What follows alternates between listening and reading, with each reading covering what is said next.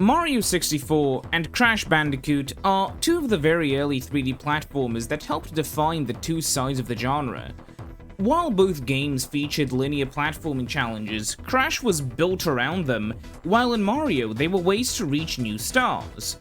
They're both very different games, but both are 3D platformers. But more 3D platformers existed, obviously. Between 1995 and 1996, more than 6 3D platformers released. The 6 I've picked out, though, are interesting because none of these games had the time to steal ideas from each other. Basically, they're all different and unique takes on the same genre, with wildly different results. So, let's see how these 6 3D platformers took on the challenge of platforming in 3D. We'll be going by the chronological order of their first release.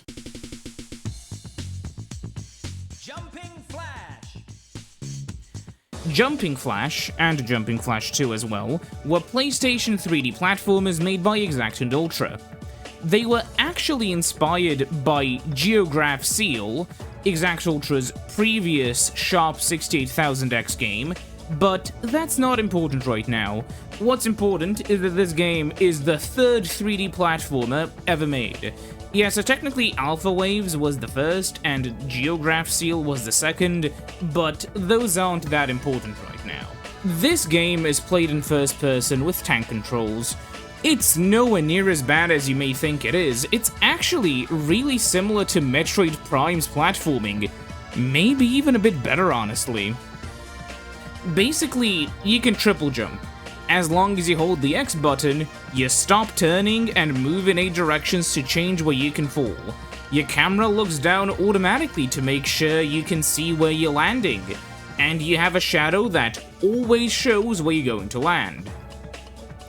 You have a gun, and some weapons and power-ups you can collect, and you can win by either collecting jet pods in the first game or moo-moos in the second game, and then heading to the exit. This means that the levels in this game actually have some form of exploration, and it's not just a dash to the end. The levels are quite varied as well. You have 6 worlds with 3 levels each, the final one being the boss level. You have more open and grounded levels, very large floating levels, dungeon crawler-esque levels, and arena levels where you fight bosses. And the themes are quite varied as well, with no theme sticking around for, in my opinion, long enough. The game's really good. Bug is a Sega Saturn game that is the closest to a 2D platformer out of all of the 3D platformers here. It is basically built out of 3D tiles, and you can move across those tiles. It's far less open than basically any other game on this list, and it has a few issues. Basically, you can't tilt the camera left and right, even if everything is in 3D. Because of that, sometimes enemies can really feel like they come out of nowhere. That and the collision system isn't the best. Sometimes you'll just have to deal with bullshit when you get hit by an enemy that you don't think you should get hit by, you land on the edge of a platform, but the game disagrees. I mean, it's a solid platformer. It just lacks polish in several departments that make the game kind of suffer.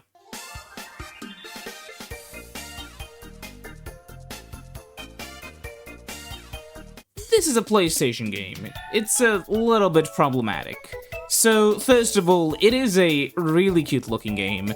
This is a early PS1 game, and the character models are adorable, and the terrain is pretty nice looking.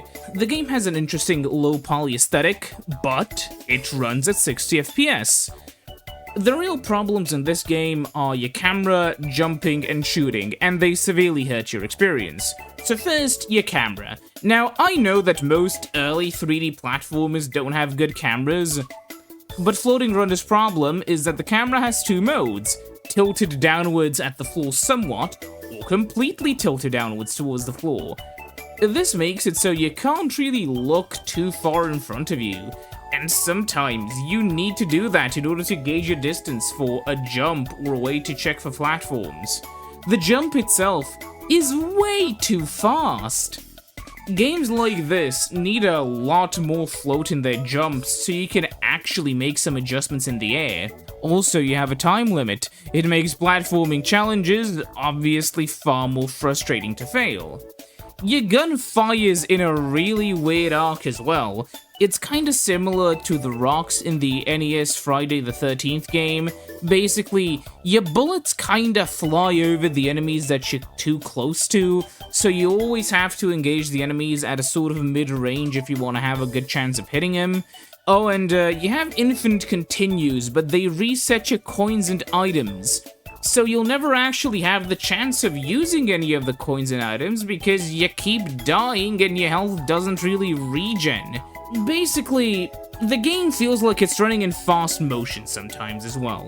Once you hit the crystal at the end, depending on the color of the crystal, you'll go to that specific type of stage, for all but the last 2 stages in the starting level.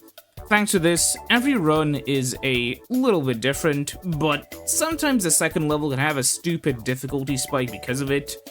It's still neat. Also, according to people online, you need a specific sub-weapon to kill the final boss, because otherwise he's nigh unkillable, so that's fun. Overall, it's a really cute game, though it falls in the gameplay department due to the terrible jump, camera, and gun/item system.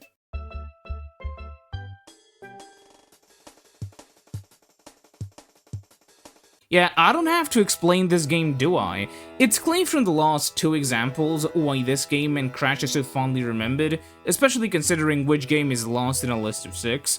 Mario 64's main issues stem from, say it with me, the camera, controls, and level design. I'll be saying this basically for every game.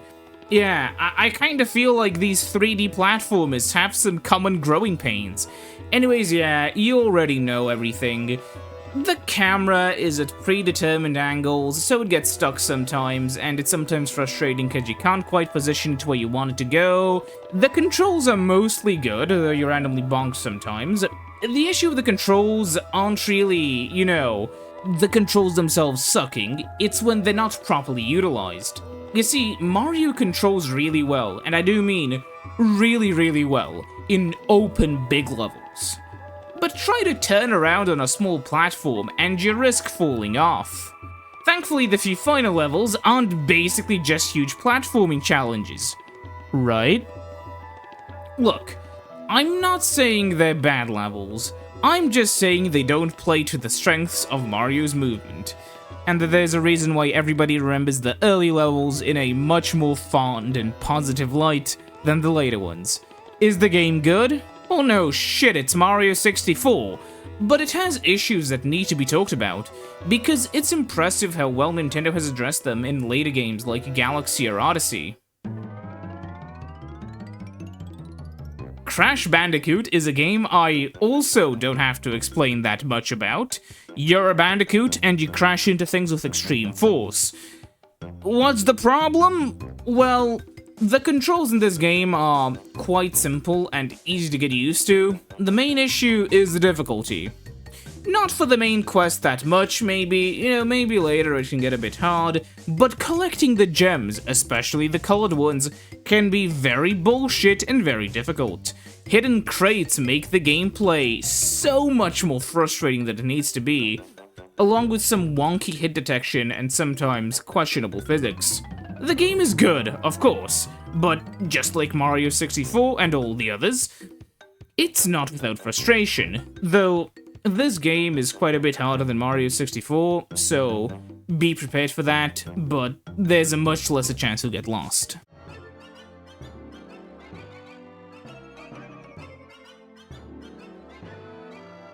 Finally, Bubsy 3D is a game you need to give a chance before you ride off, at least to experience, even if you won't like it. Originally, when the game came out, the reviews were pretty positive early on, before getting retconned as the worst game of all time later on. So, how was the game? Well, the controls are not that terrible, they're tolerable. The movement is okay, and the level design and art direction is very functional, but also psychedelic. There's a reason why this game looks like something out of LSD Dream Emulator. is because it runs at 512 by 480 and at 60 FPS.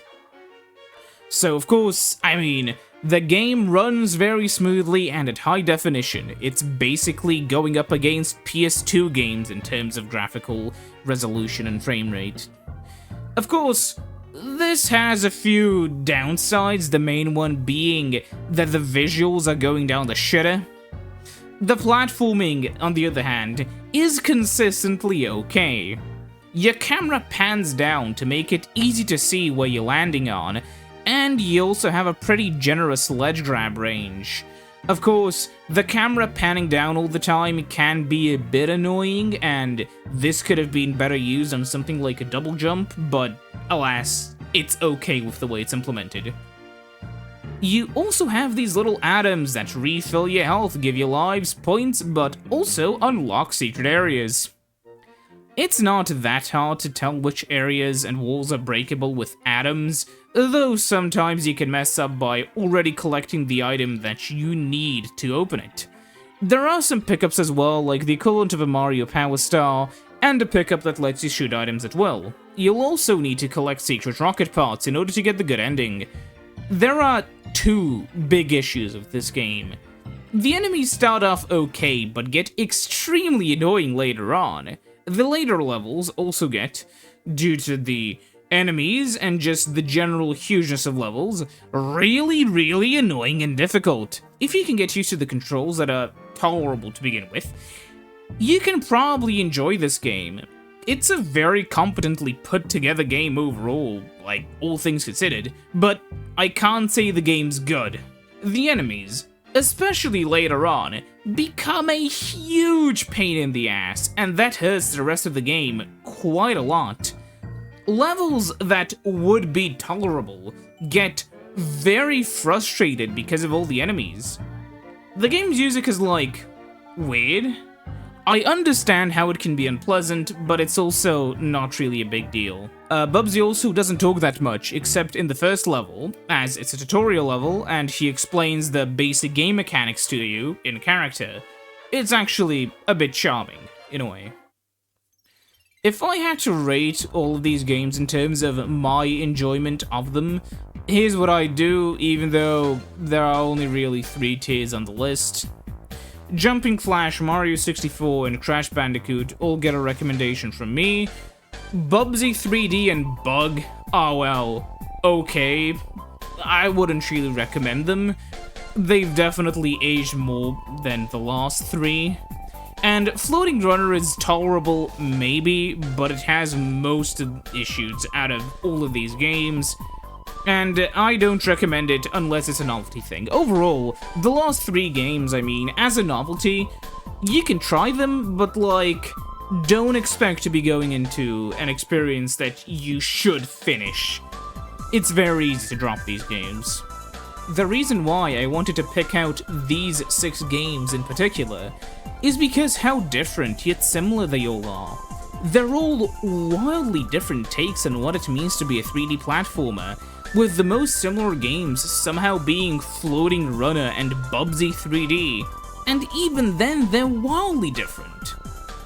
These 6 games basically had nothing to build off of, and even if some of them, well, half, aren't particularly good, they're really interesting to see how people had different takes on a new genre.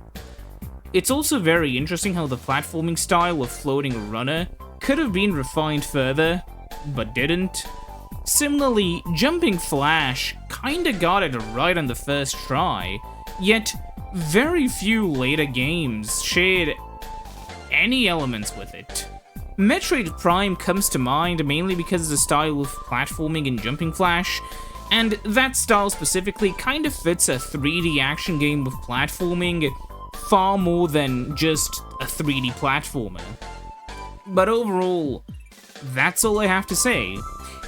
If you haven't played one of these games, especially one of the top 3, you know, Flash, Mario, and Crash, I really recommend them. And, well, that's kind of all I have to say. See you next mission.